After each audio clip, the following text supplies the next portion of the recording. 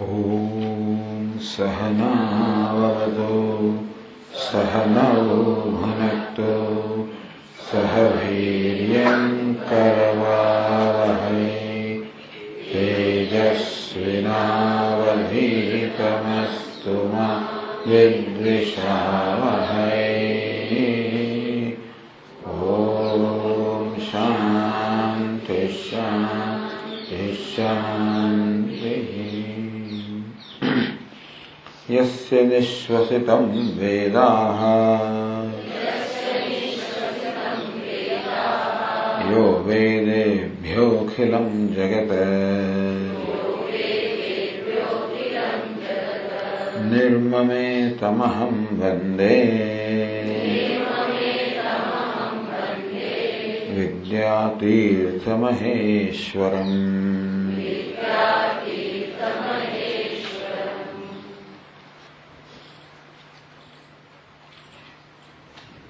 तो तत्वज्ञान, વાસનાક્ષય અને મનોનાશ એની પરસ્પરની એકબીજાની કારણતા બતાવી અને કહ્યું તસ્માત રાઘવ યત્નેન પૌરુષેણ વિવેકિના ભોગેચ્છામ દૂરતસ્ત્યક્ત્વા ત્રણેત સમાશ્રય. હે રાઘવ, આ ત્રણેયનો આશ્રય લેવો જોઈએ, ત્રણેયનો અભ્યાસ કરવો જોઈએ. યત્નેન પૌરુષેણ વિવેકના, એનો એક ખરો પુરુષાર્થ. તો આ વસ્તુ કરવી, તત્વજ્ઞાન, વાસનાક્ષય, મનોનાશ, આ સિદ્ધ કરવું એ જ ખરો પુરુષાર્થ છે. પૌરુષેણ પ્રયત્ન, એ પ્રયત્ન પાછળ ખૂબ પૌરુષ જોઈશે, ખૂબ આત્મબળ જોઈશે. નાયમાત્મા બલહીનેન લભ્ય. ઉપનિષદ કહેવામાં આવ્યું કે આત્મા કોઈ બલહીનથી, નિર્બળ વ્યક્તિથી પ્રાપ્ત ના થાય. એમાં આ પ્રકારનું બળ જોઈએ. કેનાપી ઉપાયને અવશ્યમ સંપાદયિષ્યામિ. કોઈ પણ ઉપાયથી અવશ્ય હું આ સંપાદિત કરીશ. આ પ્રકારનો જે દ્રઢ નિશ્ચય છે, એ પ્રકારનું બળ, એ પ્રકારની નિષ્ઠા, અને જોડે જોડે વિવેક પણ હોવો જોઈએ કે ત્રણ વસ્તુ કરવાની છે: તત્વજ્ઞાન, વાસનાક્ષય અને મનોનાશ. તો તત્વજ્ઞાન તો શ્રવણ વગેરેથી પ્રાપ્ત થાય, મનોનાશ તો યોગથી થઈ શકે, અને વાસનાક્ષય છે એ સાત્વિક વાસનાઓ જન્માવીને રજોગુણી તમોગુણી વાસનાઓને ક્ષીણ કરવાની થાય. એટલે કઈ વસ્તુ શેનાથી થાય એની પણ બહુ સ્પષ્ટતા હોવી જોઈએ.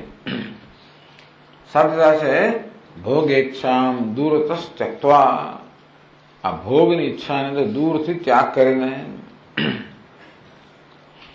કારણ કે ભોગની ઈચ્છા હશે તો એ આ પ્રયત્નમાં અવરોધરૂપ થવાની છે. અને તેથી સ્વલ્પ પણ ભોગની ઈચ્છા છે, એ રાઘવ, સ્વલ્પ પણ ભોગની ઈચ્છાને પ્રોત્સાહન ના આપો, કે ચલાવી ના રહેવી. કારણ કે ભોગની ઈચ્છા સ્વલ્પ પણ હશે તો પણ, જેવી રીતે અગ્નિ અત્યંત મંદ હોય પરંતુ બળતણને પ્રાપ્ત કરીને ધીમે ધીમે વધારે વધારે પ્રબળ બને, તેવી રીતે આ ભોગી ઈચ્છા પણ વધુ પ્રબળ બનવાની સંભાવના છે.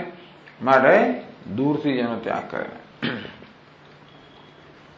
હવે આગળ કહે છે 43મા પાના ગુજરાતીમાં છેલ્લા પેરેગ્રાફમાં, સંસ્કૃતમાં 41મા પાના પર કહે છે નનો પૂર્વત્ર વિવિધા સંન્યાસસ્ય તત્વજ્ઞાનમ ફલમ વિદ્વત સંન્યાસસ્ય જીવન મુક્તિઃ ઇતિ વ્યવસ્થા વર્ણિતા તથા ચ સતી પ્રથમતઃ તત્વજ્ઞાનમ સંપાદ્ય પશ્ચાત વિદ્વત સંન્યાસમ કૃત્વા જીવતઃ સ્વસ્ય બંધરૂપયોઃ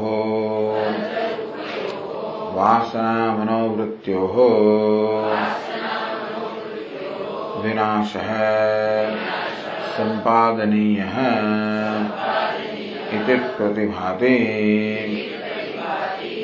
अत्र तु तत्त्वज्ञानादीनां सहैव अभ्यासो नियम्यते। अतः पूर्वोत्तर विरोधः यदि चेत्। હવે એક પ્રશ્ન કરે છે, નાનો શંકા કરી, પૂર્વોત્તર આગળ આપણે એવું કહ્યું, વિવિધિશા સંન્યાસસ્ય તત્વજ્ઞાનમ ફલમ. આગળના પ્રકરણમાં સંન્યાસની ચર્ચા કરવામાં આવી, ત્યાં વિવિધિશા સંન્યાસ અને વિદ્વત સંન્યાસ એ બે સંન્યાસનું વર્ણન કરવામાં આવે. કહેવામાં આવ્યું કે વિવિધિશા સંન્યાસ, વિવિધિશા એટલે કે વેદિતુમ ઈચ્છા, જ્ઞાન પ્રાપ્ત કરવાની ઈચ્છાને વિવિધિશા કહે. વિવિધિશા સંન્યાસ એટલે જ્ઞાન પ્રાપ્તિની ઈચ્છાને સંતોષવા માટે લેવામાં આવેલો સંન્યાસ. તો જ્ઞાન પ્રાપ્તિની ઈચ્છા સંતોષવાની ગુરુજીના ચરણે બેસીને શાસ્ત્રોનું શ્રવણ વગેરે કરવું એ જ્ઞાન પ્રાપ્તિની ઈચ્છાને સંતોષવા માટેનું સાધન છે. એટલે વિવિધિશા સંન્યાસ તો જ્ઞાન પ્રાપ્તિ માટે લેવામાં આવે છે. એ દરમિયાન એ પ્રક્રિયામાં જ્ઞાન પ્રાપ્ત થયું પછી ગ્રંથકારે કહ્યું વિદ્વત સંન્યાસ લેવો જોઈએ, જીવન મુક્તિરૂપી અંતિમ ફળ પ્રાપ્ત કરવા માટે. એટલે આ સંન્યાસની બે કક્ષાઓ કહેવામાં આવી, વિવિધિશા સંન્યાસ અને વિદ્વત સંન્યાસ. એકથી તત્વજ્ઞાન, બીજાથી જીવન મુક્તિ. તો આ પ્રકારની વિવિધ સંન્યાસ છે જીવન મુક્તિ હિતિ વ્યવસ્થા વર્ણિતા. આપણે આગળ આ પ્રકારની વ્યવસ્થાનું વર્ણન કર્યું. પહેલા વિવિધિશા સંન્યાસ દરમિયાન તત્વજ્ઞાન પ્રાપ્ત કરીને પછી વિદ્વત સંન્યાસ દરમિયાન જીવન મુક્તિ પ્રાપ્ત કરવી. તથા ચ સતી, એ પ્રકારે હોય તો પ્રથમતઃ તત્વજ્ઞાનમ સંપાદ્ય, એ આપે જે વર્ણવી વ્યવસ્થા પ્રમાણે તો પહેલા તત્વજ્ઞાન સંપાદન કરવું જોઈએ.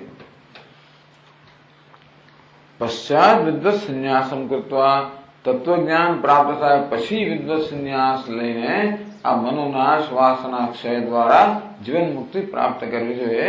આ પ્રકારની વ્યવસ્થાનું આપણે વર્ણન કર્યું. એટલે એ પ્રમાણે એવું લાગે છે કે પહેલા તત્વજ્ઞાનની સાધના હોય અને પછી આ મનોનાશ વાસના ક્ષયની સાધના હોય. અત્ર તુ તત્વજ્ઞાનાદીનામ સહૈવ અભ્યાસો નિયમ્યતે. અહીં આપણે ચર્ચા કરી પ્રમાણે તો આ ત્રણનો સાથે અભ્યાસ કરવો જોઈએ. આપણે એક વગર બીજા હોઈ ના શકે, તેથી અહીં આપ કહી રહ્યા છો કે ત્રણનો સાથે અભ્યાસ થવો જોઈએ. એટલે પહેલા કયા પ્રમાણે પહેલા તત્વજ્ઞાન અને પછી આ મનોનાશ વાસના ક્ષય. આ તો પૂર્વોત્તર વિરોધ એ રીતે. તેથી આપણે પહેલા પ્રકરણમાં ગયું તે અને હમણાં જે કહી રહ્યા છે વચ્ચે જો વિરોધ હોય એવું લાગે છે. પહેલા એક ક્રમ હતો, તત્વજ્ઞાન પહેલું, પછી વાસનાક્ષય, મનોનાશ. અહીં કહી રહ્યા છો કે ત્રણનું સાથે અનુષ્ઠાન થવું જોઈએ. તો પછી પહેલા પેલું વિવિધિશા સંન્યાસ, પછી વિદ્વત સંન્યાસ, એ પ્રકારનો જે ક્રમ હતો એ લાગતું તો બરોબર. અહીં તો કહેવા પ્રમાણે એ પ્રકારનો ક્રમ તો રહેતો નથી કે ત્રણે સાથે અનુષ્ઠાન કરવાનું આપ કહો. આ તો પૂર્વોત્તર વિરોધ અહીંથી છે. તો પછી અમારે શું સમજવાનું કે પહેલા આપે જે કહ્યું અને અત્યારે આપ જે કહી રહ્યા છો એ બે જુદી જુદી વસ્તુઓ છે, વચ્ચે વિરોધ જણાય છે. આવો પ્રશ્ન થયો. એટલે આ રીતે પ્રશ્ન થવો જોઈતો હતો આપણને, ન થયો તો આપણા મનમાં પ્રશ્ન ઉત્પન્ન કરે. આપણે ધ્યાન રાખ્યું તો આપણા પ્રશ્ન થયો જ હોત કે પહેલા આવો ક્રમ કયો છે તો વિવિધિશા સંન્યાસ પછી વિદ્વત સંન્યાસ, અને હવે આ ત્રણનું સાથે અનુષ્ઠાન કરવાનું કહે છે, એ કેવી બને? તો ઉત્તર આપે છે નાયમ દોષ પ્રધાનોપસર્જન ભાવેન વ્યવસ્થોપત્તે. તો કે તમે કહો છો એ પ્રકારનો દોષ અહીંયા આવતો નથી. પ્રધાન ઉપસર્જન ભાવેન. પ્રધાન એટલે મુખ્ય, ઉપસર્જન એટલે ગૌણ. મુખ્ય અને ગૌણ ભાવથી અત્યારે જે કહ્યું છે તે અને પહેલા કહ્યું છે એ બંનેની વ્યવસ્થા જળવાઈ રહેશે. વ્યવસ્થા ઉપપત્તે. તો પહેલા જે વ્યવસ્થા કહી તે હવે જે કહી છે બંને બરોબર જળવાઈ રહે જો આપણે પ્રધાન એટલે મુખ્ય અને ગૌણ એ પ્રકારનો જો અર્થ કરીએ તો કેવી રીતે સમજાવે છે. વિવિધિષા સંન્યાસિનઃ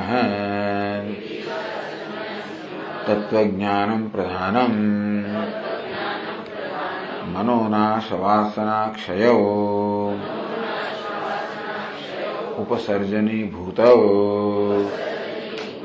વિદ્વત્સન્યાસિનસ્તો તદ્વૈપરીત્યમ અતઃ સહાભ્યાસઃ ઉભયત્રાપે અવિરુદ્ધઃ. તો મુખ્ય અને ગૌણ એ રીતે બંને પ્રકારના ક્રમ જળવાય. કઈ રીતે? વિવિધિષા સંન્યાસીન તત્વજ્ઞાન પ્રધાન. તમારી વાત સાચી. વિવિધિષા સંન્યાસ તો મુખ્યત્વે તત્વજ્ઞાન માટે સ્વીકારવામાં આવતો હોય છે. એટલે વિવિધિષા સંન્યાસી છે અને જીવનમાં શાસ્ત્રોનું શ્રવણ મનન વગેરેને મુખ્ય સ્થાન રહેવાનું.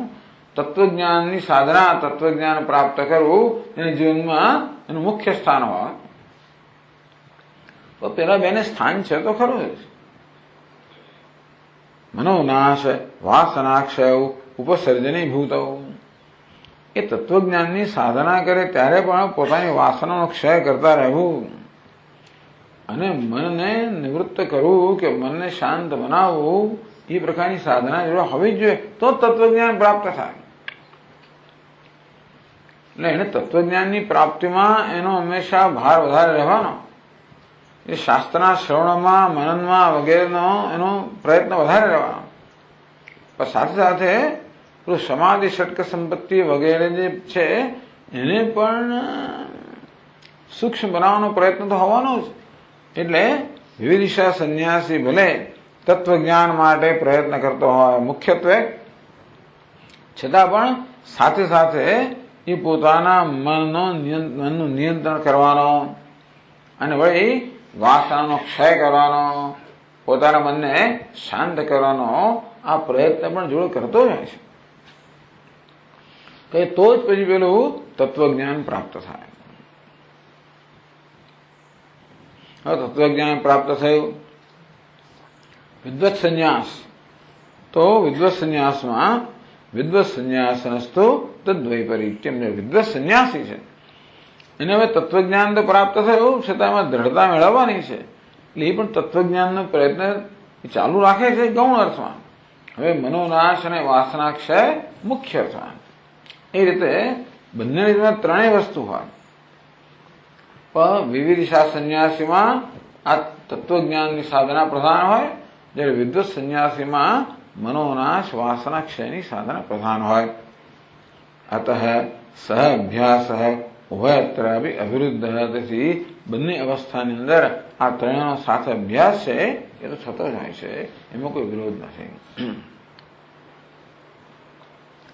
ન ચ તત્વજ્ઞાનોત્પત્તિમાત્રેણ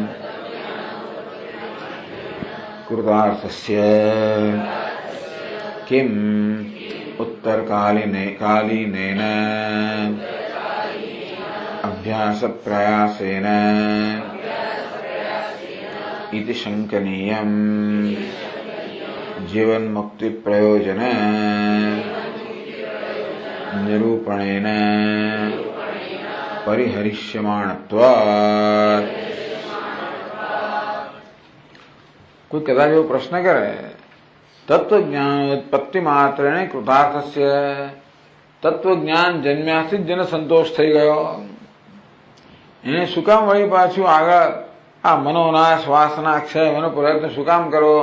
જેને તત્વજ્ઞાનની પ્રાપ્તિથી સંતોષ છે એને જીવન મુક્તિ મળે શું કામ પ્રયત્ન કરવો? ભાઈ એ તેના શંકનીયમ. આ પ્રકારની શંકા ન કરવી જોઈએ. એ શંકાનો અત્યારે ઉત્તર નથી આપતા, એ શંકાનો ઉત્તર પછી આપીશું. જીવન મુક્તિ પ્રયોજન નિરૂપણે ને આ જીવન મુક્તિની અમે ચર્ચા કરશું તો જીવન મુક્તિનું પ્રયોજન શું છે એનું નિરૂપણ જ્યારે કરીશું ત્યારે આ પ્રશ્ન ઉત્તર આપવામાં આવશે. અને માટે કદાચ તમારા મનમાં પ્રશ્ન જન્મ્યો હોય તો થોડી શાંતિ રાખજો, કારણ કે પછીથી એનો ઉત્તર આવવાનો છે. એટલે પણ જરા કદાચ મનમાં પેલું કંઈક થતું હોય ને એવું છે ને કે જ્યાં મનમાં પ્રશ્ન હોય હવે જ્યાં સુધી પેલું આપણને ઉત્તર ના મળે ત્યાં સુધી આમ થયા જ કરે. આપણને બહાર આંગળી ના બતાવે મનની અંદર તો અજંપો રહ્યા કરે. એટલે કદાચ આવો અજંપો જન્મ્યો હોય એટલે ગ્રંથ હમણાં શાંત રહેજો અને એનો સમય આવશે ત્યારે એ ઉત્તર પણ મળશે. તો હવે આ તો ત્રણ સાથે અનુષ્ઠાન કેમ થાય તો સમજાય. હવે તત્વજ્ઞાનનો અભ્યાસ એટલે શું એ પ્રશ્ન કરે છે. નનો વિદ્વત સંન્યાસિન વેદન સાધન શ્રવણાદિ અનુષ્ઠાન વૈફલ્યાદ વેદનસ્ય ચ સ્વરૂપેણ કર્તુમ અકર્તુમ અન્યથા વા કર્તુમ અશક્યસ્ય અનનુષ્ઠેયત્વાत् ઉપસર્જનત્વેપી ઉત્તરકારિણઃ અભ્યાસઃ કીદૃશઃ ઇતિ ચેત. ચલો ભાઈ, વિવિધિશા સંન્યાસી તો તત્વજ્ઞાન માટે પ્રયત્ન કરવા માટે શ્રવણ મનન વગેરેનું સતત એ અનુષ્ઠાન કરતો એટલે તત્વજ્ઞાનનું અનુષ્ઠાન થઈ રહ્યું છે. પણ જે વિદ્વત સંન્યાસી છે એને તો તત્વજ્ઞાન પ્રાપ્ત થઈ ગયું છે, ત્યાર પછી હવે આપણે કહ્યું તે પ્રમાણે તત્વજ્ઞાન, વાસનાક્ષય અને મનોનાશનો અભ્યાસ કરવાનો. ચલો, વાસનાક્ષયનો અભ્યાસ સમજાયો છે કે વાસનાઓ જન્મ ક્ષીણ કર્યા કરવી. મનોનાશનો અભ્યાસ સમજાયો છે યોગથી આપણે મનને નિસ્તરંગ બનાવવાનો પ્રયત્ન કરીએ. તત્વજ્ઞાનનો અભ્યાસ એટલે શું? તત્વજ્ઞાન થઈ ગયું પછી એનો અભ્યાસ એટલે શું? વિદ્વત સંન્યાસીના તો જો જે વિવિધિશા સંન્યાસી છે જેને તત્વજ્ઞાન પ્રાપ્ત થયું નથી એ તો તત્વજ્ઞાનની પ્રાપ્તિ માટે પુનઃ શાસ્ત્રોનું શ્રવણ વગેરે કરી રહ્યો છે, બરાબર છે. પણ વિદ્વત સંન્યાસી જેને તત્વજ્ઞાન પ્રાપ્ત થઈ ગયું છે એને હવે તત્વજ્ઞાનનો અભ્યાસ કરો એટલે શું? શાસ્ત્રનું શ્રવણ કરવાનો અર્થ નથી, કારણ કે એનું પરિણામે તત્વજ્ઞાન થઈ ગયું. એટલે કહે છે કે વિદ્વત સંન્યાસીના વેદ સાધન શ્રવણાદિ અનુષ્ઠાન વૈફલ્યાત. તો જ્ઞાનનું સાધન જે શ્રવણ મનન છે એ જ્ઞાન થઈ ગવાના કારણે હવે વિદ્વત સંન્યાસીએ એ જ વારંવાર કર્યા કરવું એનું કોઈ અર્થ નથી કે વૈફલ્ય કે એનું કોઈ ફળ મળવાનું નથી. હવે જ્ઞાન અહમ બ્રહ્માસ્મિ જ્ઞાન થયું. હવે એનો અભ્યાસ એટલે શું? વેદનસ્ય છે સ્વરૂપેણ કર્તુમ અકર્તુમ અન્યથા વા કર્તુમ અશક્યસ્ય. વેદન એટલે જ્ઞાન, એટલે હું બ્રહ્મ છું એ જ્ઞાન. હવે એ જ્ઞાનને તમે અન્યથા ના કરી શકો. જ્ઞાન એવું છે ને હંમેશા વસ્તુતંત્રમ જ્ઞાનમ, વસ્તુથી જ્ઞાન નક્કી થાય, એમાં કર્તૃત્વ હોતું નથી.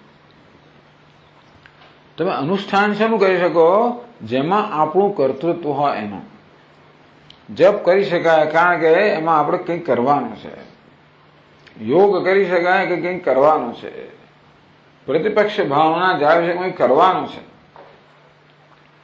તો જ્ઞાનમાં કંઈક કરવાનું હોય તો જેમ કે મારી સમક્ષ આ કમળનું ફૂલ હોય તો મારી આંખો ખુલ્લી હોય, આ કમળનું ફૂલ સામે હોય, મારી ચક્ષુ અને કમળ આ બંનેનો સંયોગ થાય તો આપોઆપ જ કમળનું જ્ઞાન થવાનું છે. એ પ્રકારની વૃત્તિ મારા મનો જન્મવાની છે. એમાં મને સ્વતંત્રતા છે નહીં.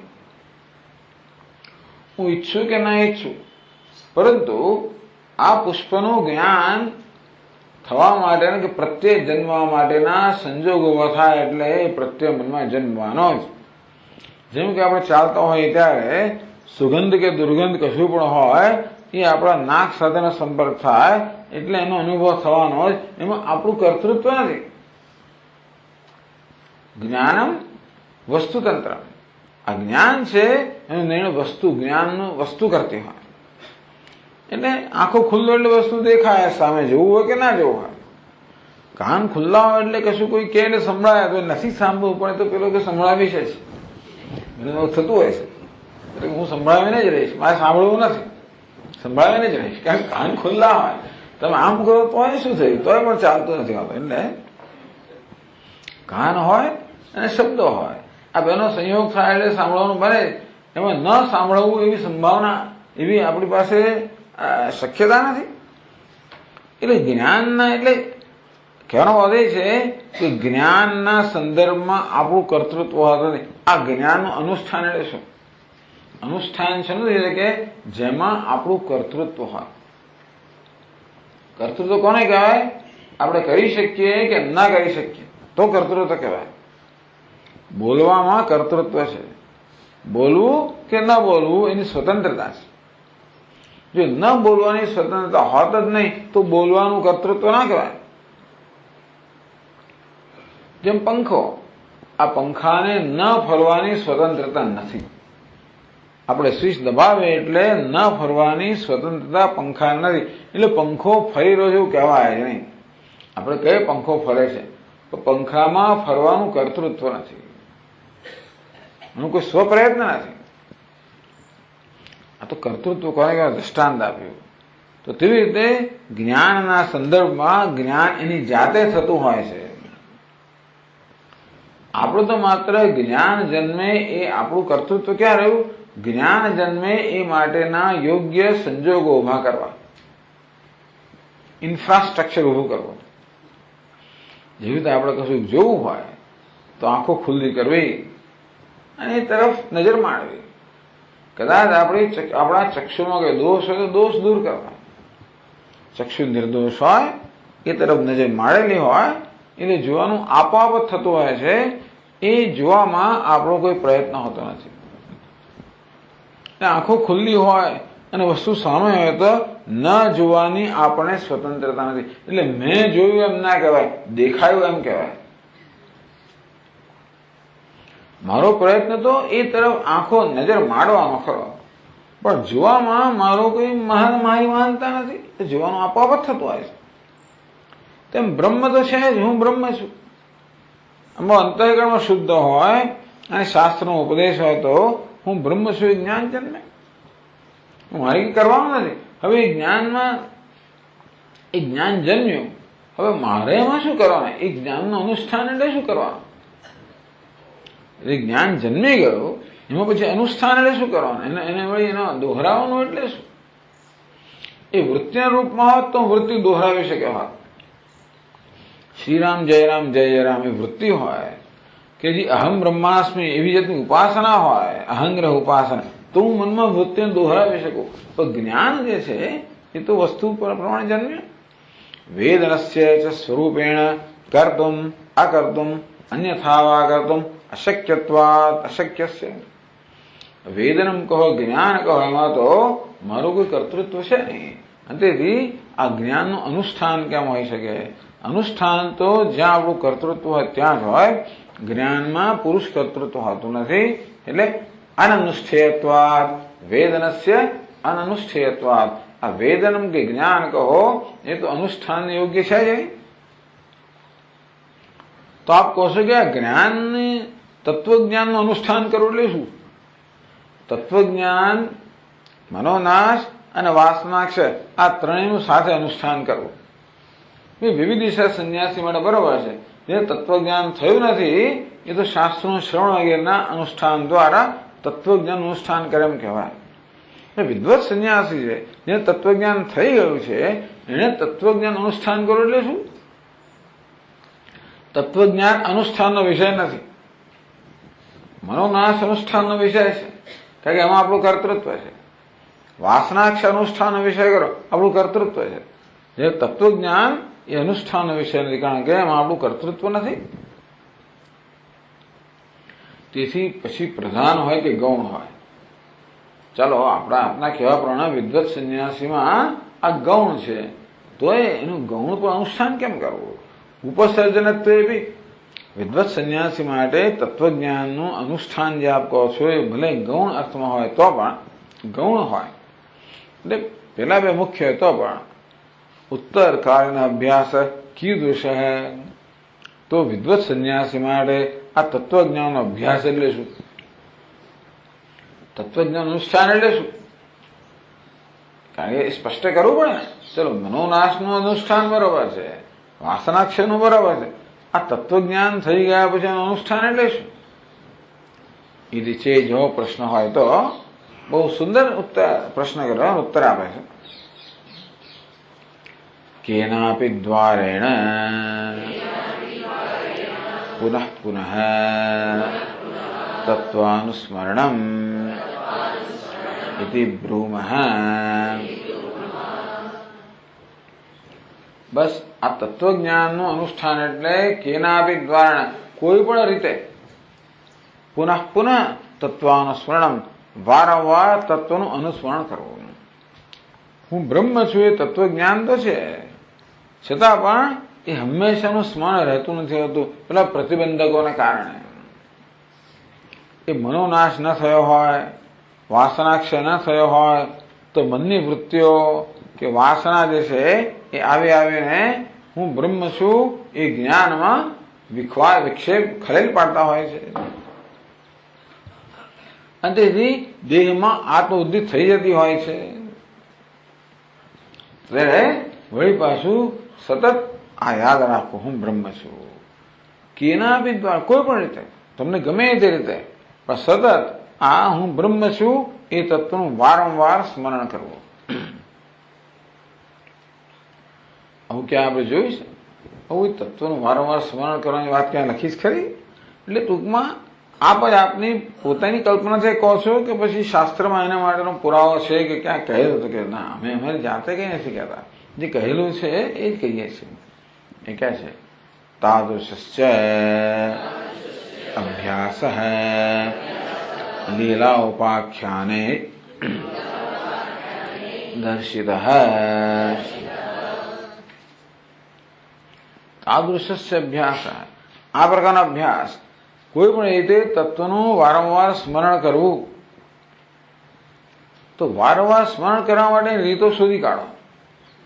જે વસ્તુ આપણને સ્મરણ કર્યું ને જાત જાતની રીતો શોધી કાઢીએ આપણે. તે તત્વનું સ્મરણ કરવાની રીતો શોધી કાઢવાની. પણ કેવી રીતે થઈ શકે એની કંઈક એનું વર્ણન ત્યાં યોગ વાસિષ્ઠમાં કરવામાં આવ્યું છે. એ કહે છે તચ્ચિંતનમ તત્કથનમ અન્યોન્યમ તત્પ્રબોધનમ એતદેક પરત્વમ ચ જ્ઞાનાભ્યાસમ વિદુર્બુધાઃ.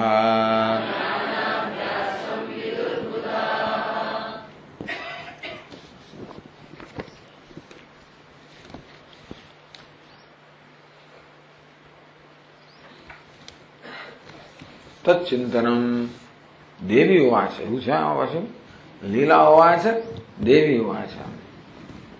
આ લીલા એટલે મને એમ કે પેલી લીલા, પણ લીલા તો નામ છે, લીલા ઉપાખ્યાન, અને દેવીનો ઉપદેશ છે. તો દેવીએ કહ્યું તચ્ચિંતનમ તત્કથનમ અન્યોન્યમ તત્પ્રબોધનમ એતદેક પરત્વમ છે બ્રહ્માભ્યાસમ કે તદભ્યાસમ કે જ્ઞાનાભ્યાસમ બ્રહ્માભ્યાસમ તદભ્યાસમ વિદુર્બુધાઃ.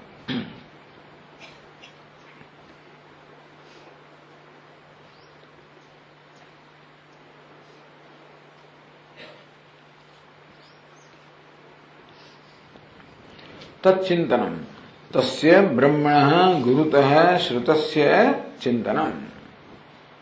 તચ્ચિંતનમ એ બ્રહ્મનું ચિંતન. કેવું બ્રહ્મ? ગુરુતઃ શ્રુતસ્ય. તો ગુરુજી પાસેથી જેનું શ્રવણ કર્યું છે બ્રહ્મનું ચિંતન કર્યા કરવું. ચિંતન એટલે શું? યુક્તિતઃ પર્યાલોચનમ. ગુરુજી પાસેથી આપણે ઈશ્વર વિશે, બ્રહ્મ વિશે, આત્મા વિશે સાંભળ્યું છે અને સમજ્યા છે, તો યુક્તિથી એની મદદથી એનું સતત ચિંતન કરવું. સર્વમ ખલોઇદમ બ્રહ્મ, આ સર્વ બ્રહ્મ છે તો એ આપણે સાંભળ્યું. હવે આપણે એનું ચિંતન કઈ રીતે કરવું? યુક્તિ, આ સર્વ બ્રહ્મ છે કઈ રીતે? આપણો તો ઝાડ પાન દેખાય છે, પશુ પક્ષી દેખાય છે, આ જગત દેખાય છે, શત્રુ મિત્ર પુત્ર વગેરે દેખાય છે. તો કેવી રીતે આ સર્વ બ્રહ્મ છે? તો કેવી રીતે આ બધા વિશેષની અંદર નિર્દોષમ સમમ બ્રહ્મ, આ બધા ગુણ દોષની અંદર કેવી રીતે નિર્ગુણ કે નિર્દોષ પરમાત્મા કેમ રહેલો છે? યુક્તિતા આ પ્રકારે તત્ચિંતનમ, આપણે શાસ્ત્રોનું જે શ્રવણ કર્યું હોય એ તત્વનું યુક્તિની મદદથી ચિંતન કરવું. યુક્તિતઃ પર્યાલોચનમ, ચિંતન પર્યાલોચન કરવું. તત્કથનમ, જે તક મળે એ તકનો ઉપયોગ કરવો. કોઈ ના હોય ને આપણે એકલા હોઈએ તો તત્ચિંતનમ, કોઈ મળી આવે. અન્યસ્મૈ શિષ્યાય ગુણ સંપન્નાય કથનમ, તત્કથનમ એ બ્રહ્મનું કથન કરવું. કોને કરવું? કથન કરવું બીજા શિષ્યને. અન્યસ્મૈ કથનમ, બીજાને. કોણ? શિષ્યાય. ગમે તેને કહેવું નહીં તો બીજા લોકોને એની કિંમત ના હોય. જેમ તેમ જેને આપણેથી આ વસ્તુ કોઈને કહેવાય નહીં, પણ જે શિષ્ય હોય અથવા જે શ્રવણ કરવાની ઈચ્છા રાખતો હોય, જિજ્ઞાસુ હોય, ગુણ સંપન્નાય, વળી પાછું આ શ્રવણ કરવાની સંપત્તિ અને ગુણ ધરાવતો હોય એવાને એનું કથન કરવું. એ પણ આ બ્રહ્મ અભ્યાસ એક પદ્ધતિ છે કે જો કોઈ શ્રોતા મળે આપણને તો આ વસ્તુનું કથન કરવું. તત્ચિંતનમ તત્કથનમ અન્યોન્યમ તત્પ્રબોધનમ, આપણા જેવા બીજા આવી જાય તો અન્યોન્યમ તત્પ્રબોધનમ, એકબીજાને બોધ કરવો. આ પ્રકારની તો સરખે સરખા હોય ત્યારે આ વિષયની ચર્ચા કરવી. એ એક પરત્વમ છે, એટલે પેલાની શંકા હોય તો એને શંકા દૂર કરો, હું પ્રયત્ન કરું. મને પ્રશ્ન હોય તો એને દૂર કરો, એ પ્રયત્ન કરે. અન્યોન્ય પરસ્પરને બોધ કરવો. એ તો એક પરત્વમ છે. આ બધાના પરિણામે એક પરત્વમ, એક એમાં જ લાગેલા રહેવું. એ રીતો આપણે બતાવે કે એકની એક વસ્તુ કદાચ આપણે સતત ના કરી શકતા હોય તો આ જુદી જુદી રીતો કહી કે કથન કરવું, અન્યોન્ય પ્રબોધન કરવું, એકલા હોય તો ચિંતન કરવું. એ તો એક પરત્વમ છે.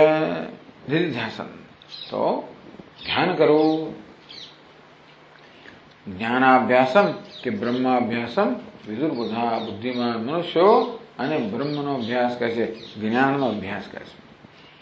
એટલે તત્વજ્ઞાનનો અભ્યાસ એટલે શું? આ પ્રકારે તત્વજ્ઞાન એટલે આપણા મનમાં વારંવાર એટલે પછી વાગોળ્યા કરો.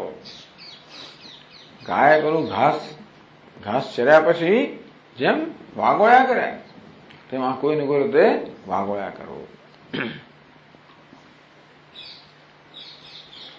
પછી આગળ પણ કહે છે સર્ગાદાવેવ નોત્પન્નમ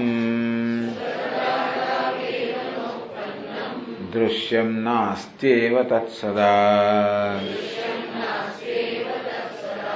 ઇદં જગદહં ચેતિ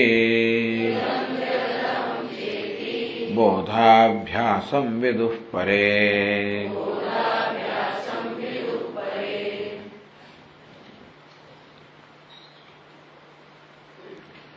પછીના એક બે શ્લોકો જે આની અંદર છે જેમાં નથી આપ્યા, એમાં કહ્યું કે કીદૃશ અભ્યાસ પ્રશ્ન સે ઉત્તર અભિપ્રેત્ય. પછી કહ્યું ઉદિત ઉદાર્ય સૌંદર્ય વૈરાગ્ય રસગર્ભિણી. એની ભાષા સમાજ હોય છે. ઉદિત ઉદાર્ય સૌંદર્ય વૈરાગ્ય રસગર્ભિણી આનંદ સ્યંદનીયેષામ મતિસ્તેભ્યાસિન પરે. અભ્યાસીઓ શ્રેષ્ઠ હોય, ઉત્તમ હોય, મધ્યમ હોય, કનિષ્ઠ હોય. ઉત્તમ જે અભ્યાસીઓ કેવા હોય?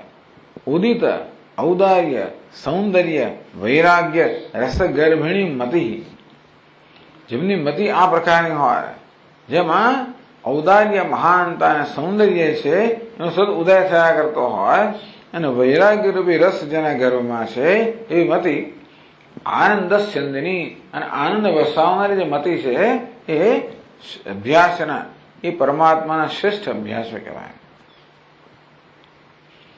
તો એ કેવો અભ્યાસ કરે છે એની પછીનો બીજો શ્લોક આપણે વાંચ્યો છે. સર્ગાદો એવ ન ઉત્પન્નમ દૃશ્યમ નાસ્ત્યેવ તત્સદા.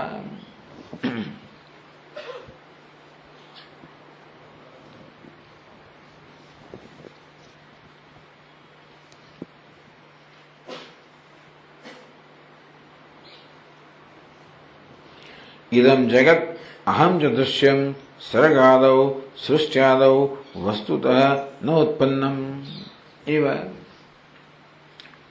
તો બીજો આ પ્રકારે ચિંતન કરવું. સર્ગાદૌ, સર્ગ એટલે કે સૃષ્ટિ, સૃષ્ટિના પ્રારંભની અંદર દૃશ્યમ ન ઉત્પન્નમ, ખરેખર જગત ઉત્પન્ન થયું જ નથી. નાસ્તિ એવ તત્સદા, એ ક્યારે છે જ નહીં. ઇદમ જગત અહમ છે, આ જગત પણ નહીં અને હું પણ નહીં. સૃષ્ટિના પ્રારંભમાં જગત કહો કે હું કહો કશું ઉત્પન્ન થયું જ નથી ને માટે છે જ નહીં. ઇતિ બોધાભ્યાસમ વિદુર્બુધા. વિદુઃ પરે, પરે એટલે બીજા નહીં, પરે એટલે પરમાત્માની વિષય. પરમાત્માના વિષયની અંદર આ પ્રકારનો અભ્યાસ કરો એને બોધાભ્યાસ કહેવામાં આવે. ઇદમ જગત અહમ ચ દૃશ્યમ સર્ગાદો સૃષ્ટ્યાદો વસ્તુતઃ ન ઉત્પન્નમેવ. ન અંદર જોઈએ કે આ જગત કહો અને હું કહો કે વાસ્તવમાં સૃષ્ટિના પ્રારંભમાં કશું ઉત્પન્ન થયું જ નથી. ઉત્પન્ન થાય તો હોય ને, વસ્તુ હોય ગઈ ઉત્પન્ન થાય એટલે જાયતે અસ્તિ. અસ્તિ જાયતે ને જાયતે અસ્તિ વર્ધતે. આ જગતનો જન્મ થયો તો હોય ને, છે નહીં થયું, જન્મ નહીં થયો. અજમ સરમ અનુસ્મૃત્ય જાતમ નૈવ તો પશ્યતિ. એટલે અજાતવાદ કહેવામાં આવ્યો. જન્મ થયો જ નથી, સૃષ્ટિ જ નથી, અને માટે કશું જન્મ્યું જ નથી. ઇતિ અભ્યાસમ પરે પરમાત્મા વિષય બોધાભ્યાસમ વિદુઃ. આ પ્રકાર અભ્યાસ કશું છે જ નહીં, કશું છે નહીં ને, માત્ર બ્રહ્મ છે, આત્મા જ છે. બ્રહ્મ કે આત્માથી અન્ય કશું છે જ નહીં. જે નામ રૂપાત્મક જગત જે છે એ વાસ્તવમાં છે જ નહીં, એનું અસ્તિત્વ જ નથી. અસ્તિત્વ જેનું છે તો માત્ર અસ્થિ ભાતિ પ્રિય એ સિવાય કંઈ છે જ નહીં. આ પ્રકારે આ તત્વ છે અજન્મા હોવાના કારણે જન્મ નામની વસ્તુ નથી. એ પ્રકારનું અનુસંધાન કરવું એને પણ બોધાભ્યાસ કહેવામાં આવ્યો.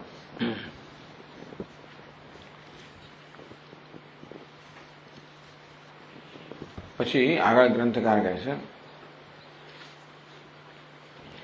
મનોનાશ વાસનાક્ષય અભ્યાસો અપી તત્રૈવ દર્શિતો. કે ત્યાં જેમ આ જ્ઞાન અભ્યાસ કહેવામાં આવ્યો એમ મનોનાશ ને વાસનાક્ષનો અભ્યાસ પણ આ જગ્યાએ કહેવામાં આવ્યો છે. કયા શબ્દોમાં તો કહે છે અત્યંતાભાવ સંપત્ત જ્ઞાતુર્જ્ઞેયસ્ય વસ્તુનઃ યુક્ત્યા શાસ્ત્રૈર્યતન્તે તે તત્રાભ્યાસિનઃ સ્થિતાઃ ઇતિ.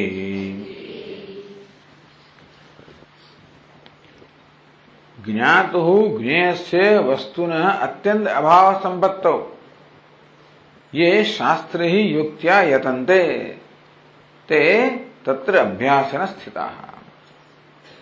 તો જ્ઞાતુઃ જ્ઞેયસ્ય વસ્તુનઃ, જ્ઞાતા એટલે જાણનાર, દ્રષ્ટા કે જ્ઞાતા. જ્ઞેય એટલે જ્ઞાનનો વિષય. દુનિયા બે વસ્તુ છે, જ્ઞાતા અને જ્ઞેય. કે તો ભોગતા અને ભોગ્ય, દ્રષ્ટા દૃશ્ય, જ્ઞાતા જ્ઞેય. હવે આમાં આખું જગત સમાઈ જાય તો જ્ઞાતા ને જ્ઞેયથી ત્રીજું કશું રહે નહીં. તો કહેશે ભાઈ જ્ઞાતુઃ જ્ઞેયસ્ય વસ્તુનઃ, આ જ્ઞાતા અને જ્ઞેય આ બંને વસ્તુઓ અત્યંત અભાવ સંપત્તો, વાસ્તવમાં એનું કોઈ પ્રકારનું અસ્તિત્વ જ નથી. અત્યંત અભાવ. અત્યંત અભાવ એટલે જરા પણ ન હોવો. જાત જાતના અભાવ કહેવામાં આવ્યા, અન્યોન્ય અભાવ અને દેશ. આ કેવો અત્યંત અભાવ છે જ નહીં. જેમ મારા માથા પર શિંગડાનો અત્યંત અભાવ છે, મારા માથા પર શિંગડાનો અત્યંત અભાવ છે, હતા નહીં, છે ને હશે પણ નહીં. તેવી રીતે આ જગત શાનું બનેલું છે? દ્રષ્ટા અને દૃશ્ય, કે જ્ઞાતા અને જ્ઞેય. તો જ્ઞાતા અને જ્ઞેયનું બનેલું આ જગત છે, એનો અત્યંત અભાવ. એટલે કે વર્તમાન ભૂતમાં, વર્તમાનમાં, ભવિષ્યમાં હતું નહીં, છે નહીં ને હશે પણ નહીં. આ રીતે જે આપ અત્યંત અભાવ માટે પ્રયત્ન કરી રહ્યા છે. ટૂંકમાં પોતાના મનમાં આ નામ રૂપાત્મક જગતને કોઈ પ્રકારની સત્યતા નથી. તો આપણે તો જન્મ્યા ત્યારથી આ નામ રૂપાત્મક જગતને સત્ય માનતા આવ્યા છીએ. આ એક વાસના કહેવાય. એક વાસના કઈ છે? આ શરીરને આત્મા માનવો, ઉપાધિમાં અહમ બુદ્ધિ, આ એક મોટી વાસના. અને નામ રૂપાત્મક જગતમાં સત્યતા બુદ્ધિ, એ સત્ય છે એ પ્રકારની બુદ્ધિ લઈને જ આપણે આવ્યા છીએ. એમાંથી પછી બીજી 1000 વાસનાઓ જન્મી. પછી હું રૂપાળો છું, ઊંચો છું, નીચો છું, ફલાણા છું. બીજી એકવાર શરીર હું છું, એમાંથી જાત જાતની વસ્તુ જન્મે. મન હું છું, બુદ્ધિ હું છું, એમાંથી બીજી વસ્તુઓ જન્મે. આ જગત સત્ય છે, એમાંથી અનેક વસ્તુઓ જન્મે. પણ એટલે આમાંથી મુક્ત થવાનું છે. એટલે પંચદશીકાર કહે છે કે જે બે વસ્તુ આપણા, જે બે પ્રકારના ભ્રમ આપણે જ્ઞાન નિષ્ઠામાં આડે આવનારા છે. એક ભ્રમ એ છે કે ઉપાધિમાં અહંભાવ, ઉપાધિ હું છું એ પ્રકારનો ભ્રમ. અને બીજું આ જગત સત્ય છે એ પ્રકારનો ભ્રમ. એટલે બંને વાત થઈ ગઈ. એટલે જ્ઞાતુ જ્ઞેયસ્ય વસ્તુના. આ જ્ઞાતા કોને કહેવાય? બુદ્ધિમાં અહંભાવ ધરાવનારો હોય એને જ્ઞાતા કહેવાય. તો અજ્ઞાતા એ પણ જે છે એ પણ મિથ્યા છે, કારણ કે બુદ્ધિમાં અહંભાવને કારણે જન્મેલો એક ભ્રમ છે. તો જ્ઞાતુ જ્ઞેયસ્ય વસ્તુન અત્યંત અભાવ સંપત્તૌ, જ્ઞેયસ્ય વસ્તુન દૃશ્ય પદાર્થસ્ય અત્યંત અભાવ, એનું અસ્તિત્વ જ નથી. આ રીતે આવો પ્રયત્ન સતત કરે. યુક્ત્યા શાસ્ત્રૈ, શાસ્ત્રમાં કહેવામાં આવ્યું છે વાચારંભણમ વિકારો નામધેયમ મૃત્તિકા ઇત્યેવ સત્યમ. આ પ્રકારે શાસ્ત્રમાં પણ સમજાવવામાં આવ્યું કે કેવી રીતે જે છે તો માત્ર માટી જ છે, ઘડો નામની કોઈ વસ્તુ છે જ નહીં. જે છે એમાં અસ્થિભાતિ પ્રિય છે, આ નામરૂપ છે જ નહીં. યુક્તિથી અને શાસ્ત્રની મદદથી અત્યંત અભાવ, એને અત્યંત અભાવની પ્રાપ્તિ માટે સતત પ્રયત્ન કરે છે. તો આના હોય તો છે શું? અત્યારે બ્રહ્મ છે, આત્મા જ છે. યે તે તત્ર અભ્યાસને સ્થિતા, એ લોકો આ પ્રકારે જ્ઞાનના અભ્યાસ કરનારા કહેવાય. તો આ તત્વનો અભ્યાસ કે જ્ઞાનનો અભ્યાસ કે બોધનો અભ્યાસ, અહીંયા આગળ એને મનોનાશનો અભ્યાસ કહે છે. તો ગ્રંથકાર સમજાવે છે આગળ, જ્ઞાતૃજ્ઞેયો મિથ્યાત્વધિ અભાવ સંપત્તિ સ્વરૂપેણાપી અપ્રતીતિ અત્યંત અભાવ સંપત્તિ યુક્તિ યોગ સોયમ મનોનાશ અભ્યાસ.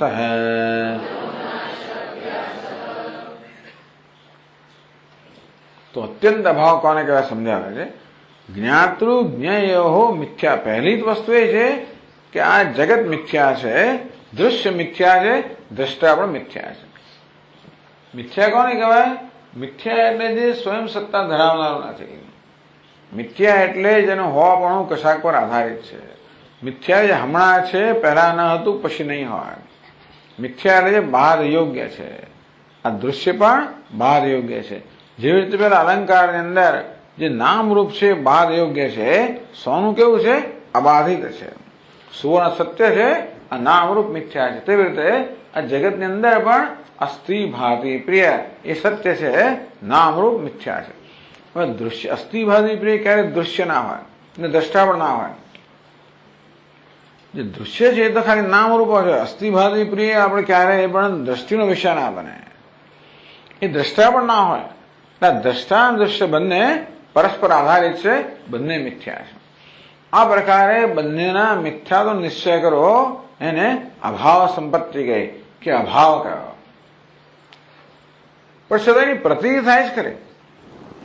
જેવી રીતે આપણે જાણવાનું જળ હોય, જાણીએ છીએ કે આ મિથ્યા છે, છતાં પ્રતીતિ થાય છે ખરી. પણ પ્રતીતિ પણ ના થવી. સ્વરૂપેણાપી અપ્રતિધિ અત્યંત અભાવ સંપત્તિ. એ મિથ્યા હોવાના કારણે આપણા મનની વૃત્તિઓને એમાંથી સંકેલી લઈએ તો પ્રતીતિ પણ ના થાય.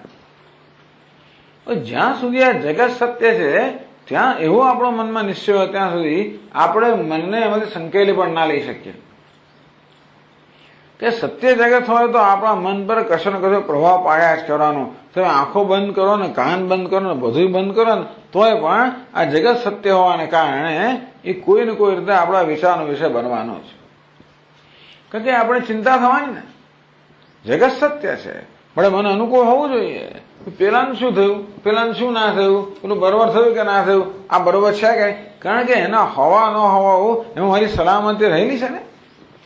જગત સત્ય હોય તો પછી એ મને અનુકૂળ હોય એવી જરૂરિયાત છે અને પ્રતિકૂળ ના હોય એવી જરૂરિયાત છે. પણ એને અનુકૂળ બનાવવા માટે, પ્રતિકૂળતામાં અટકાવવા માટે આવું મનમાં કઈ ને ગડબડ ચાલ્યા જ કરવાની. એટલે એટલા માટે વેદાંતિન કહે છે કે આ યોગ શાસ્ત્રમાં જગતની સત્યતા હોય ત્યાં સુધી આપણું મન એમાંથી મુક્ત થવું મુશ્કેલ છે. એટલે પહેલો નિશ્ચય એ થવો જોઈએ કે આ જગત મિથ્યા છે. અને તેની જગત ગમે તે હોય, અહીં હોય કે ત્યાં હોય, મારું હોય કે તારું હોય, સારું હોય કે ખરાબ હોય, વસ્તુની કોઈ પણ અસર. કારણ કે હું કોણ છું? હું અસ્થિ ભાતિ પ્રિય છું. હું જીવાત્મા હોઉં તો જગત સત્ય જ છે મારે. હું જીવાત્મા રહું, જગતને મિથ્યા કહું એ વાત જુદી છે. પણ આ જીવપણું પણ મિથ્યા છે ને દ્રષ્ટા પણ મિથ્યા છે. આ જ્ઞાતા જીવપણું મિથ્યા છે, જ્ઞેય એ પણ મિથ્યા છે. આ જગત છે ને એ જ્ઞાતા પર અસર કરી શકે, અસ્થિ ભાતિ પ્રિય પર કશી અસર ના કરી શકે. એટલે જ્યારે મારો દ્રઢ નિશ્ચય હોય કે હું તો અસ્થિ ભાતિ સચ્ચિદાનંદ છું અને આ જગત તો માત્ર એક કલ્પના છે, અધ્યારોપ છે, આવો દ્રઢ નિશ્ચય થાય એ પહેલો. એ થયા પછી આપણે આ જગતને આપણા મનમાંથી સંપૂર્ણ રીતે છોડી શકીએ. એને જાકારો ક્યારે દઈ શકીએ? જ્યારે એની આપણા પર કોઈ પ્રકારની અસર હોય જ નહીં. ટૂંકમાં જગત જે હોય ખરું એ મને સ્વીકાર્ય હોય. જગત વિશે મારો કોઈ એજન્ડા જ ના હોય. જેને મારો એજન્ડા હોય ને ત્યારે પછી મારા મનમાં એજન્ડા એટલે શું કે ભાઈ કંઈક પ્રયોજન હોય કે આમ હોવું જોઈએ, આમ ન હોવું જોઈએ. એ પ્રકારનો જગત માટે કશી વસ્તુ પણ એજન્ડા હોય ને તો એ મારા મનને સતત કોઈ ને કોઈ રીતે તમે જ કરવાના, મારા મનને કઈ અસર ઉત્પન્ન કર્યા જ કરવાના. એજન્ડા એટલે શું કે ભાઈ આ ખીચડી મૂકી છે, બુકર મૂકેલું છે અને 4 વિસલ થવી જોઈએ, પછી હું ધ્યાન કરવા બેસું એટલે પેલું વિચાર મનમાં ગણતરી ચાલે કે 1 વિસલ થઈ, બીજી વિસલ થઈ, 3 વિસલ થઈ, 4થી થઈ. હવે બંધ થવું જોઈએ, એ પહેલા બંધ ના થવું જોઈએ. ટૂંકમાં એ ખીચડી વિશે મારો એજન્ડા છે. શું એજન્ડા છે? કે 4 વિસલ સુધી ચાલવી જોઈએ. એ એજન્ડા રાખીને પછી હું ધ્યાન કરવા બેસું ને તો મનની અંદર એનું કઈ અનુસંધાન ચાલે છે કે કેટલી વિસલ થઈ. અથવા એવું હોય કે એજન્ડા કે આ ધ્યાન મારું 10 ને 15 મિનિટ પૂરું થવું જોઈએ કારણ કે 10 ને 20 મારે બસ પકડવાની છે, તો પણ એનું અનુસંધાન મનમાં ચાલે જ કે ભાઈ 10 ને 11 થઈ છે, પાછું 10 ને 14 10 ચાલે જ કરે. એટલે કોઈ પણ વસ્તુ વિશે આપણા મનમાં કોઈ એજન્ડા હોય, આમ થવું જોઈએ, આમ ન થવું જોઈએ, તો એ વસ્તુનું અનુસંધાન એક અથવા બીજી રીતે મારા મનમાં ચાલ્યા જ કરે. એટલે વેદાંતિન લોકો કહે છે કે આપણા મનને કશી વસ્તુને મુક્ત કરવા માટે પહેલા તો એના મિથ્યાત્વનો નિશ્ચય થવો જોઈએ કે બસ આવે તોય વાંધો નથી, ન આવે તોય વાંધો નથી, વિસલ વાગે તોય બરોબર છે, ન વાગે તોય બરોબર છે. આ રીતે આપણું મુક્ત જ હોય. કશી રીતે આપણે કશાનું નિયંત્રણ કરવા માંગતા હોય કે આમ જ થવું જોઈએ આમ નહીં, આમ જ હોવું જોઈએ આમ નહીં, આવો કોઈ પ્રકારનો આગ્રહ ક્યારે ના હોય, એ વસ્તુ મિથ્યા હોય તો એને કશી પણ સત્યતા અપાતી અર્થાત એ મારા માટે કોઈ પ્રકારનું મહત્વ ધરાવતી એ વસ્તુ, તો એનું કોઈ ને કોઈ રીતે મારા મનની અંદર એનું અનુસંધાન થવાનું, એનું કશું મહત્વ જ નથી. એટલે કે એ જે છે તે બરોબર છે, જે છે જ્યાં છે જેવું છે જેવી રીતે છે બરાબર છે. હું અનુકૂળ નથી, પ્રતિકૂળ નથી, મારું નથી, તારું નથી, અંતેથી જે વસ્તુ જેવી છે તેવી ત્યાં રહેવા દેવામાં મને કોઈ પ્રકારની અડચણ નથી, મારો કોઈ આગ્રહ નથી. રાગદ્વેષ છોડવાની વાત એટલા માટે, રાગદ્વેષ આગ્રહ હોય, જ્યાં સુધી મનમાં આગ્રહ હોય ત્યાં સુધી મન આગ્રહ પૂરા કરાવીને જ છોડે. રાગદ્વેષ જેટલા અંશે છૂટે, આગ્રહ છૂટે એટલે અંશે આ મન બિચારા અજંપામાંથી મુક્ત બને. જેટલા રાગદ્વેષ રાખ્યા હોય એટલું મન વારંવાર જો કે થયું કે નહીં, આ થયું કે નહીં, પેલું બરોબર છે કે નહીં. કોઈ રાગદ્વેષ નથી, કોઈ આગ્રહો નથી. જગતના આપણે એટલા માટે આપણે સ્વામીજી કહ્યું જેટલું તમે દુનિયાને સ્વતંત્રતા આપશો એટલા અંશે તમે સ્વતંત્રતા ભોગવી શકશો. સ્વતંત્રતા આપવી એટલે કોઈ પ્રકારના આગ્રહ ના રાખવા, જા સ્વતંત્ર આપું છું એમ કહે એવું નહીં. અંદરથી જાત જાતના આગ્રહો રાખીએ, અંદરથી દ્વેષ રાખીએ, અંદરથી એવું નહીં. પ્રેમથી આમ જગતને પ્રેમથી સ્વતંત્રતા આપવી. જગત પાસે કોઈ પ્રકારની અપેક્ષા નથી. જો મિથ્યાનો અર્થ આવો થાય, ખાલી શબ્દથી મિથ્યા બોલ્યા એટલે નહીં, પણ મિથ્યાનો અર્થ શું થાય? જગત મિથ્યાનો અર્થ એ થયો કે આપણને એની પાસેથી કોઈ અપેક્ષા નથી, કોઈ આગ્રહ નથી, અને આપણે એનાથી સંપૂર્ણ રીતે પ્રસન્ન છીએ. જગત જેવું છે જ્યાં છે એનાથી આપણે ખુશ છીએ. તેથી મારી ખુશી માટે જગતમાં કશી વસ્તુ ફેરફાર થવી જોઈએ એવી કોઈ જરૂર જ નથી, આગ્રહની જરૂર નથી મુક્તિ. અને તો પછી આ જગત મને દમશે નહીં, મને કનડગત નહીં કરે, નહીં તો કનડગત કર્યા જ કરવા. જો જગત પાસેથી કશી પણ અપેક્ષા છે કે હું તો જ સુખી રહી શકું જો જગત અમુક પ્રકારનું હોય, તો જ હું સ્વસ્થ હોઉં જો જગતમાં આમ હોય, તો જગત જાણે છે કે હા આ એક કડી છે, ટૂંકમાં એ દ્વારા મારામાં પ્રવેશ કરીને કનડગત કર્યા જ કરવાનું. કોઈ પ્રકારની અપેક્ષા એવું ક્યારે હોય? જ્યારે મને મારાથી સંતોષ હોય ત્યારે. એ પણ જરૂરી છે ને, અંદરથી અસંતોષ હોય તો પછી અપેક્ષા રહેવાની.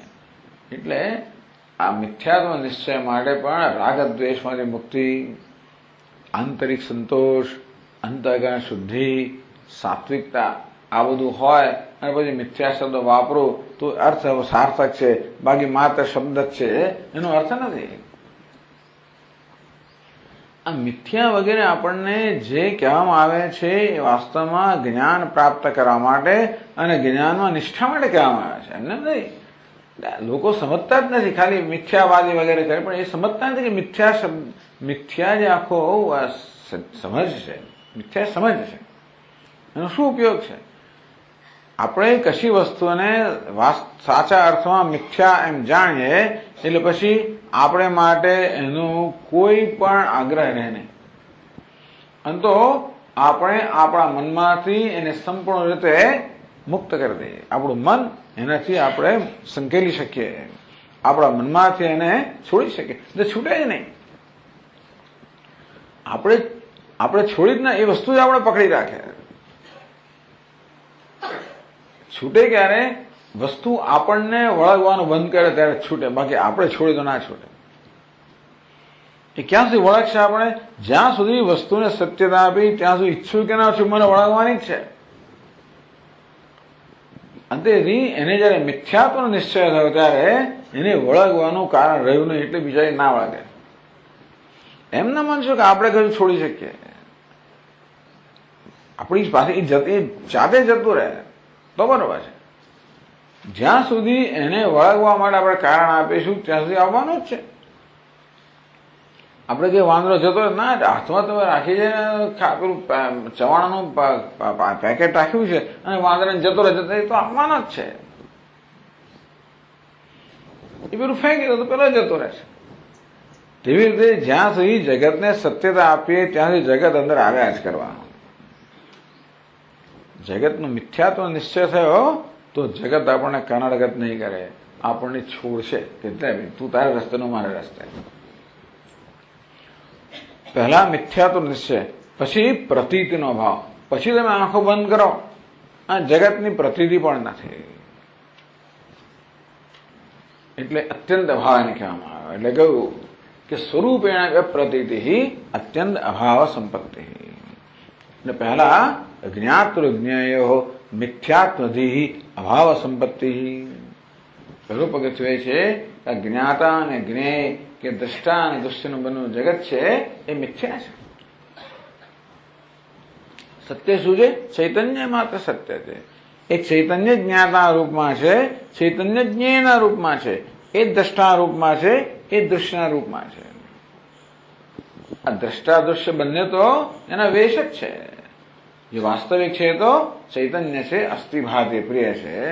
આ પ્રકારનો દ્રઢ નિશ્ચય અને તેથી વેશ માટેનો કોઈ આગ્રહ જ નહીં, એ ભાવ નિશ્ચય. અને આગ્રહ ના હોય તો પછી આપણે આપણા મનને એમાંથી સંકેલી શકીએ. તો અત્યંત અભાવ એટલે કે સ્વરૂપેણ પ્રતીતિ. આપણે પહેલા તો આપણે પ્રતીતિ થાય દ્વૈતની અને દ્રષ્ટિ અદ્વૈતની, કોઈ દ્વૈતની પ્રતીતિ પણ નહીં. એટલે આ મનોનાશ, મનોનાશ એટલે પ્રતીતિનો અભાવ. તો યુક્ત્યા શાસ્ત્રે યતંતે, આ પ્રકારે યુક્ત્યા એટલે યોગ કહેવામાં આવ્યો. યોગ એટલે ચિત્તની એકાગ્રતા દ્વારા, શાસ્ત્ર અને યોગ દ્વારા જ્યાં પ્રકારે અદ્વૈત જગત છે એટલે દ્રષ્ટા અને દૃશ્યનું કે જ્ઞાતા અને જ્ઞેયનું બનેલું આ જગત છે એની અત્યંત અપ્રતીતિ, એનું નામ છે મનોનાશ. તો એને હવે તમે અભ્યાસના સ્થિતા, એને જ્ઞાનનો અભ્યાસ કરો કે મનોનાશનો અભ્યાસ કરો. પછી વાસનાક્ષય અભ્યાસની વાત કરે છે પછીના શ્લોકમાં. દૃશ્ય સંભવ બોધેન રાગદ્વેષાદિતાનવે યતિર્નવોદિતાયાસૌ બ્રહ્માભ્યાસસ્સ ઉચ્યતે.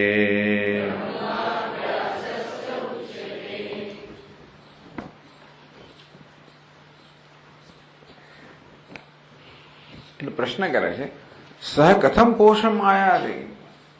આપણા મનોનાશનો જે અભ્યાસ કરી રહ્યા છે એને પુષ્ટ કેમ કરવો, એને પોષણ કેમ આપવું? તો અમે કહ્યું દૃશ્ય અસંભવ બોધેન. દૃશ્યમ દ્રષ્ટરી કાલત્રયે ન સંભવતી. દૃશ્ય છે ને દ્રષ્ટામાં ત્રણેય કાળમાં સંભવિત નથી. ઇતિ બોધેન. આપણે રાગદ્વેષ કોને મળે થતા હોય? આ દૃશ્ય જગત માટે થતા હોય. રાગદ્વેષનો વિષય તો જગત જ હોય ને. વ્યક્તિ હોય, વસ્તુ હોય, રાગદ્વેષનો વિષય હોય. તો જયારે સતત આપણે યાદ દેવડાવી આપણી જાતને દૃશ્ય અસંભવ બોધે ને, આ દૃશ્યની વસ્તુ જ નથી ભાઈ. આ દૃશ્યનો દ્રષ્ટામાં ક્યારેય પણ એનું અસ્તિત્વ છે જ નહીં, કે મિથ્યા છે. રાગદ્વેષાદિતાનવે, આ જગતને સત્યતા આપવાને કારણે આગ્રહો કહો કે રાગદ્વેષ કહો જન્મેલા છે. એ જગતના મિથ્યાત્વના ચિંતનથી પછી આગ્રહ રહે નહીં. આપણે જાણીએ કે વસ્તુ ત્યાં હોય તો એ મિથ્યા છે, અહીં હોય તો એ મિથ્યા છે, આમ હોય તો એ મિથ્યા છે, આમ હોય તો એ મિથ્યા છે. પછી આમ જ હોવી જોઈએ આમ ન જ હોવી જોઈએ. મિથ્યા મળે આગ્રહ શું? મારું શું તારું શું, સારું શું ખરાબ શું, બધું બરાબર છે. અરે પત્તાનો જ મહેલ બનાવે, 7 માળનો બનાવે ને 5 માળનો બનાવે ને ભોળો બનાવે ને બાળકો અંદર ઝઘડા કરીને આપવાનું જોઈએ છે. પણ આપણે મોટા થયા પછી પેલો મારો મોલ મળતો એટલે તારો મોટો, હું જીત્યો એટલે તું જીત્યો. મિથ્યાત્વ નિશ્ચય થયો પછી વસ્તુનું મહત્વ રહેતું નથી. તેવી રીતે રાગદ્વેષ કેમ છે? કારણ કે વસ્તુને સત્યતા આપવામાં આવે છે. એટલે કહે છે કે દૃશ્ય સંભવ બોધેને, આ દૃશ્ય તો અસંભવ છે એટલે કે મિથ્યા છે. એ પ્રકારના બોધથી રાગદ્વેષાદિતાન, તનુ એટલે સૂક્ષ્મ બનવું, તનુ એટલે પાતળું એવો અર્થ થાય કે સૂક્ષ્મ, તાનવમ સૂક્ષ્મતા પ્રાપ્ત કરવી. આ રાગદ્વેષ ધીમે ધીમે ધીમે સૂક્ષ્મ થતા જાય. અહીં લખ્યું છે પાતળા થતા જાય. પાતળા થતા જાય એટલે ટૂંકમાં સૂક્ષ્મ થતા જાય, એની તીવ્રતા ઓછી થતી જાય, મંદ થતા જાય, એનું જોર ઘટતું જાય. રાગદ્વેષાદિતાન, હવે એમ કરતા તનુનો અર્થ એવો પણ થાય કે એને ખેંચવું, વસ્તુના પૂણીને ખેંચો ને થાય તો ધીમે ધીમે પેલી પાતળી થતી જાય ને, એમ કરતા કરતા સૂક્ષ્મ સૂક્ષ્મ થતી જાય અને છેવટે દેખાય જ નહીં આપણને. રાગદ્વેષને ખેંચો તમે, ધીમે ધીમે સૂક્ષ્મ થતા થતા દેખાય જ નહીં તમને. રાગદ્વેષાદિતાન, હવે યતિર નવા ઉદિતા અથવા તો રતિર બલોદિતાયાસૌ, બલોદિતા અભ્યાસ બલેન અભિવ્યક્તાયાસૌ રતિ બ્રહ્માન લક્ષણા. જેમ રાગદ્વેષ ક્ષીણ થતા જાય તેમ તેમ આંતરિક જે આનંદ પ્રસન્નતા છે એ સ્વાભાવિક વ્યક્ત થતી જાય. આનંદ માટે કોઈ આપણે નવો જુદો પ્રયત્ન કરવાનો હોતો નથી. આનંદ તો આપણું સ્વરૂપ હોવાને કારણે આનંદ માટે કોઈ વિશેષ પ્રયત્ન નથી.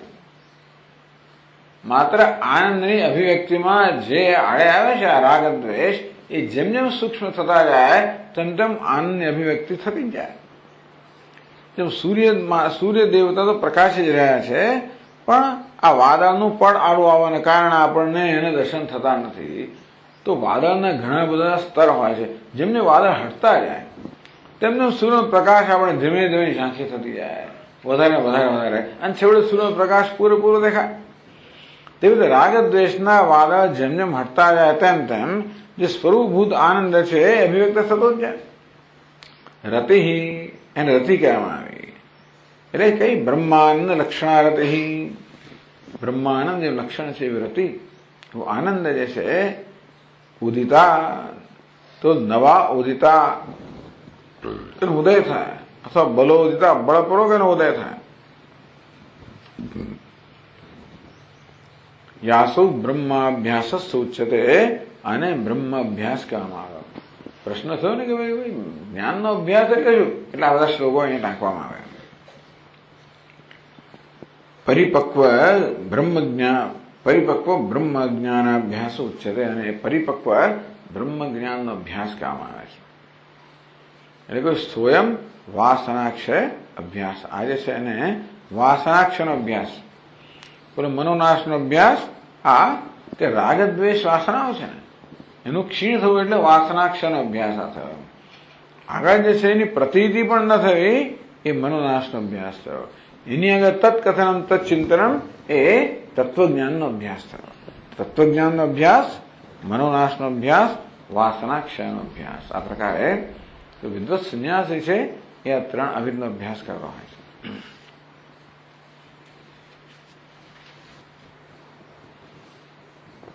ચાલો પછીના ક્લાસમાં આગળ જોઈશું. ઓમ પૂર્ણમદ પૂર્ણમિદમ પૂર્ણાત પૂર્ણમુદચ્યતે પૂર્ણસ્ય પૂર્ણમાદાય પૂર્ણમેવ શાંતિ શાંતિ શાંતિ. શંકરં શંકરાચાર્યં કેશવં બાદરાયણં સૂત્રભાષ્યકૃતૌ વંદે ભગવन्तौ પુનઃ પુનઃ.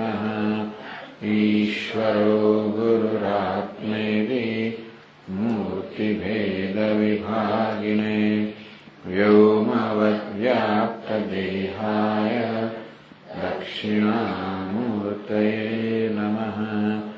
ઓમ શાંતિ શાંતિ. હરિ ઓમ. શ્રી